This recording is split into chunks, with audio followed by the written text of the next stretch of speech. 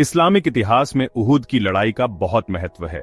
यह शुरुआती मुसलमानों और मक्का के कुरैश कबीले के बीच दूसरी बड़ी लड़ाई थी। यह लड़ाई 3 हिजरी यानी 625 ईस्वी में मदीना के बाहरी इलाके में स्थित उहुद पहाड़ के पास की घाटी में हुई थी।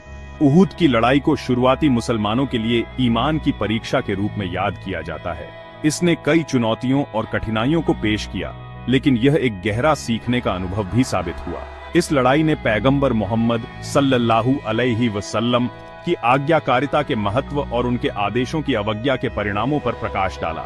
उहुद से सीखे गए सबक आज भी मुसलमानों के साथ गूंजते हैं। उहुद की लड़ाई का मुख्य कारण कुरैश की बदला लेने की इच्छा थी। पिछले साल बदर की लड़ाई में कुरैश को अपमानजनक हार का सामना करना पड़ा था। इस हार ने उनके गौरव और प्रतिष्ठा को गंभीर रूप से ठेस पहुंचाई थी, साथ ही उनके व्यापार मार्गों को भी प्रभावित किया था। वे अपने नुकसान का बदला लेने और मदीना में बढ़ते मुस्लिम समुदाय को कुचलने के लिए दृढ़ थे।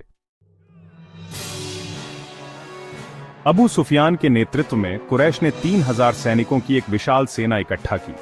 वे जीत की तलाश में कोई कसर नहीं छोड़ना चाहते थे। दूसरी ओर पैगंबर मोहम्मद सल्लल्लाहु अलैहि वसल्लम ने अपने साथियों से सलाह करने के बाद लगभग 1000 लोगों की एक सेना इकट्ठा की। पैगंबर सल्लल्लाहु अलैहि वसल्लम ने मुस्लिम मोर्चों की रक्षा के लिए युद्ध के मैदान के सामने एक पहाड़ी पर रणनीतिक रूप से 50 तीरंदाजों को तैनात किया। उहुद की लड़ाई मुसलमानों के बढ़त बनाने के साथ शुरू हुई। हालांकि एक महत्वपूर्ण क्षण तब आया जब मुस्लिम तीरंदाजों के एक समूह ने पैगंबर सल्लल्लाहु अलैहि वसल्लम के पहाड़ी पर अपनी स्थिति बनाए रखने के सख्त आदेशों की अवज्ञा की।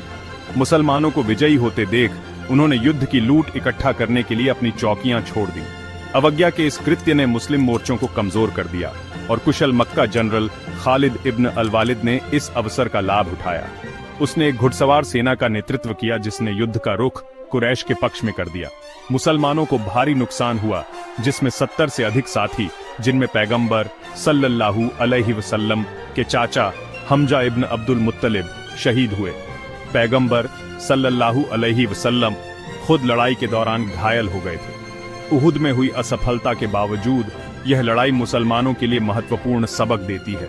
कुरान सूरह अल इमरान में उहुद की लड़ाई का उल्लेख करता है, जिसमें अल्लाह और उसके रसूल सल्लल्लाहु अलैहि वसल्लम की आज्ञाकारिता के महत्व पर जोर दिया गया है।